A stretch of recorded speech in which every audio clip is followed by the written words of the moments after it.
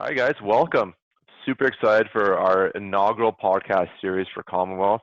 My name is Mackenzie Wilson. Alongside me, I've got Brad Price. This is a four-part series of how Commonwealth got started. So we're going to be focused today on Brad Price, his backstory, how he came to be, why he chose real estate, and how to get to where we are right now. We'll let him kind of run the length of the discussion, and then if there's any points, I'll jump in and add some questions to get the full story on who Brad is. So Brad, I'll let you take it off and tell me a little about where you come from, your background, your schooling, just anything you find important, your pivotal points in life, or your perspective that's gotten you to where we are right now. Yeah, absolutely. Thanks, Mackenzie. Appreciate it. So I guess I'll start a little bit on the where I grew up and the country that I lived in. So originally born and raised in Australia, in one of the hottest parts of the world. But I initially started my career in electrical. I was an electrician for approximately 13 years, somewhere around there. And when I moved to Canada around 10 years ago, I started doing that here in Canada as well. Um, and I've predominantly spent my life working in the construction industry. Hmm. I've worked on an absolute multitude of houses and in the residential sector.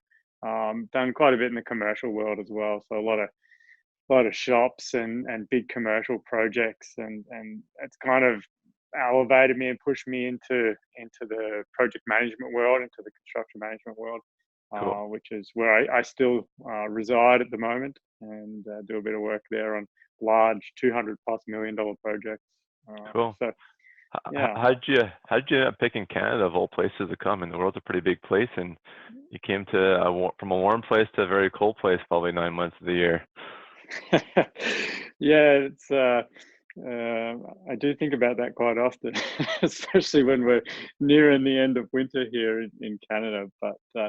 I think it's a fairly typical story for most Australians. We get a little bit of a taste for the snow and the ski bum life, and that's initially how it really starts. So we typically hop on a plane and we come over to Canada and spend a bit of time in the mountains and find that it's actually quite a good life, right? So Cool. I think Australians kind of respect the work life balance that Canadians have. I think it's a little more prevalent here in Canada than it is in Australia. Um, and you really make the most of your seasons. And I think that's a really neat thing. I found that in Australia we tend to take the weather for granted a little bit, and we have a bit of a saying that we'll do it tomorrow. She'll be right. We'll do it tomorrow. But you don't really have time here in Canada. You have to make the most of the weather, and you have to get it done today, or else you'll be covered in snow tomorrow. Totally, yeah. And for those that aren't local to Calgary and Alberta weather, in particular, if you don't like the weather, the saying goes, wait 10 minutes and you'll probably like what you get next because the weather changes so frequently here. Yeah, yeah, exactly. So, well, I mean, we're in June at the moment, and there's snow falling on the mountains in Jasper and in Banff. So That's right, yeah. No, it's a little bit of a crazy world. typical Alberta summer for sure, first day of summer. So very cool, Brad. That's awesome. So heavy background in construction. You found a way to where was it? Where did you guys? Fernie. You started in Fernie, right? Yeah, yeah. So met Charlotte out in Fernie, Ah, and that's pretty much where it all started, I guess. So Charlotte's mum still lives out there, which is great. So we get to spend a little bit of time out in the mountains here and there, mm, which is really nice and very accessible for us. So that's where we started, where we met, and things eventuated from there, obviously, and now we have. Our 3-year-old running around upstairs, and that's how it goes. So very here in cool. Calgary, yeah, here in Calgary now, and yeah, we enjoy it. Cool. Okay, very cool. So and the one thing too, I want to add to just whenever Kale and I come over to Brad and Charlotte's house to do a barbecue or dinner or whatever it might be, I always come in the house learning at least one new word to my vocabulary between an Aussie and then Charlotte's from whereabouts is she from the originally? Yeah, she's from England. Yeah, England, from the yeah, UK. yeah. Yeah, Love it. I yeah. absolutely do love it. So it's fun times. Cool, awesome. So background in construction, kind of always been working for yourself. So you've always had that entrepreneurial spirit. You've made your way to Canada, and then so what got you onto real estate? Yeah, that's a great question, and it's actually kind of a little bit of a neat journey, and I really have such a clear vision on how it came together. But being in Canada and eventually ending up in the construction management world, I was working on a project down in Lethbridge, Alberta, and I was spending quite a lot of time down there. And I think it ended up being almost 2 years that I was back and forth from Calgary to Lethbridge. Mhm. Initially, when I started that project, I really didn't want to go down there and rent. So I started looking at the properties that were available down there on the market. They were low cost with basement suites, so that I could basically live in one part of the house and rent the other part out, and cover costs, right? Break even on that property. That was the initial intent. So after further study and analysis of the rental market down there and the property market, I started to realize that there was a massive opportunity to generate passive income through these properties, and with such an element of ease. Like I'm used to seeing everything negatively geared in Australia. I kind of it really started making my brain tick, and the possibility was just phenomenal. So Yeah. that's initially where the interest was garnered. That was back in around 2015. So that's where it really transpired. That thought process of passive income through real estate really transpired. So then after that bit of a brainwave, um, I really started to cram information, and I just, for people that don't know me, if one foot is in, both feet are in with me. I'm a 100% committed type of person. So as soon as I garnered that interest, I absolutely just craved information. So I mean, two of the biggest catalysts for me was obviously, most people have read this book, but Rich Dad Poor Dad by Robert Kiyosaki, Mhm. and also Joint Venture Secrets by Don L. Campbell and Russell Westcott. So those two books being a major catalyst for me, that was initially the start. That's when I realized that, hey, this is something that really interests me, and we could generate some great wealth here, and passive income. So the intent being making money while we sleep. Cool, cool. I like it. I like it. All right. So you've gotten real estate. You kind of figured it out. That was kind of your aha moment. You said this is the way to make your wealth and secure your future, per se. So I guess what should we add? What do you want to add more on to that? Is there another Yeah, point? You let got some me yeah let me kind of take this bit on here. So other? um, that was like I said, back in around that 2015 time. And then soon after that, this is kind of a bit of the backstory on how you and I met. But um, our partners were together, something to do with the kids that we obviously weren't there. But so they generated a friendship. I think it was some sort of new mums walk they were on, and Yeah. your wife invited Charlotte and I up to your cabin in BC there, Mhm. which you and I had never met. And typically when your partner comes home and says, "Hey, we're going to go away with these people we've never met before," the reaction's always like, "Oh, great, Yeah. yeah." Yeah. I Well, think we're we're all making busy. the best of it, right? Yeah, yeah. Yeah, yeah, totally. And being the type of people we are, we just kind of say, "Yeah, sure, no problem. Let's do it." So anyway, we head out to your cabin there, and obviously there was another couple there, and Mhm. me being Australian and not really fully understanding the hockey world, I thought, this is going to be tough, but we'll make it work, no problem. Yeah. Anyway, and the funny thing being is that yourself and the other people were our hockey fans, and in the end we found that the common interest of real estate just absolutely took over the conversation, and nobody else could get a word in Yeah. when when you and I were talking together. So that was really I guess the selling point on each other really there, the absolute desire and the passion for real estate investing was what connected us in a sense that, hey, we have to harness this and we have to do something with it.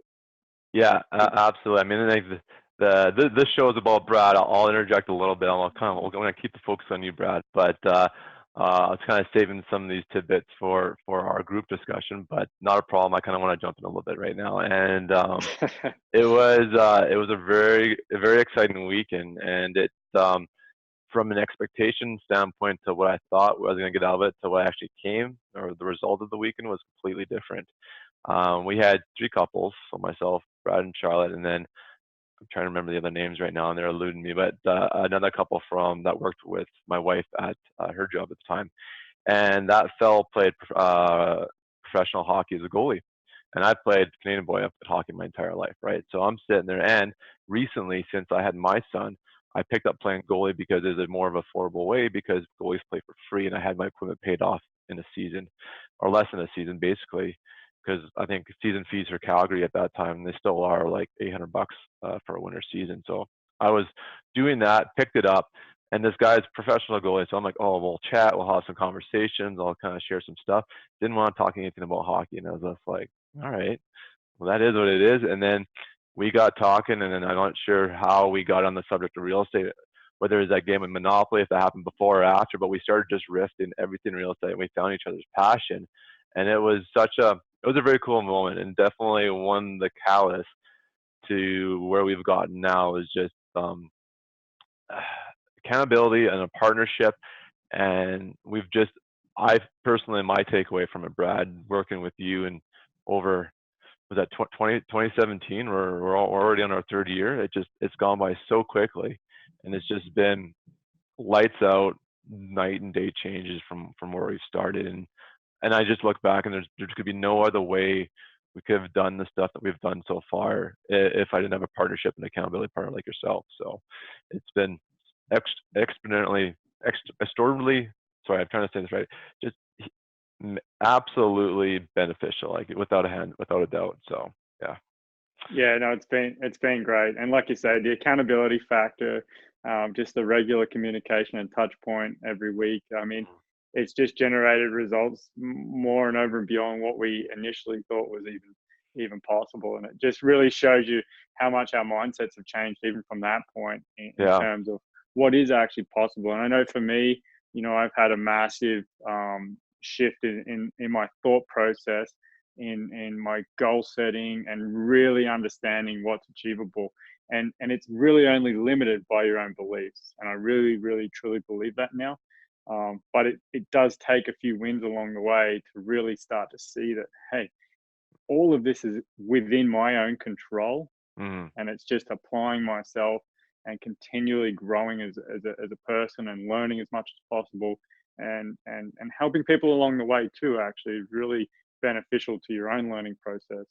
But no, it's been a great couple of years here at Commonwealth Home Ownership, and I'm really proud of what we've achieved. How far we've come from that initial game of Monopoly, which I Yeah. should just clarify that I'm pretty sure Charlotte won, by the way. I don't think you and me finished that game. No, that's right. But yeah, so the relationship that was generated there is just absolutely fantastic. So Yeah. it's allowed us to proceed in the manner that we have, and um, starting a business, for anybody out there starting a business with a partnership, it's Mackenzie and I can sit here and laugh and have a joke right now, but it's not always like that. There's times where we have to have honest conversations, and we work through things on a daily, weekly basis, and it's not always easy. It's not always easy, but to be able to build a relationship that can be so honest is a massive part of starting a business with friends, family, outside partners, whoever it might be. So Mm. I just really want to point that out, to find people like that is really rare. So I think we've done well in that sense, and even having a new partner come on board with us, Philip Wong, who will be part of one of these videos for sure. But Yeah. being able to find people like that, I know for me, that's a massive, massive positive to look at our future and see what we've got coming down the line. Yeah, no, yeah, absolutely. It's just um, the mind shift, the challenges, the stretching to take ourselves to that next level on a continuous basis has just been you couldn't do it any other way. You've got to have people along the way to get you that next step. Unfortunately, sometimes kicking and screaming, they'll drag you to the next step. At the time, you're like, what the WELL, like, what the hell? Another time you're like, yeah, that was, and then hindsight, you're like, oh man, I can't believe I thought that. Like, what was I thinking? So there's so many, it's just that absolutely, there's so many different things you don't know until you don't know what you don't know. But having like-minded, driven people beside you they'll take you, they'll put you on your back, they'll take you to that next level. And then and then it goes back and forth. I'm sure there's other opportunities or other points too that we've helped each other without really knowing it too. And I'm sure as we talk more and more, we'll learn about those. But well, let's take a step back. I mean, we went down a path of some kind of mental focus on how we got to where we were and just some of the benefits of the partnership. But Brad, maybe tell me some stuff that maybe most people don't know about you. Maybe we can kind of take it more. So you came from Australia, you picked out Canada, you met your spouse, you met Charlotte in Fernie. You've got a beautiful daughter named Charlotte. That is how we kind of came into the picture with each other because I've got a son of the same age. Tell me about your why. Let's get into the why. Like, what's motivating you right now? Like, if like if you had to restart today and you'd be doing this all over again, why? What's pushing you forward to do that? Yeah, that's a good question, Max. So, to be brutally honest, it's two words for me. One is time, and the other is family. So, number one, we'll talk a little bit about time.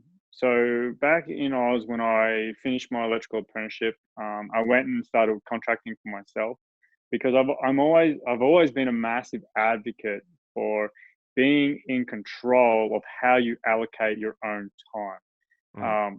Mm, And it, I personally, I think it's beneficial to be in a position where you can do that.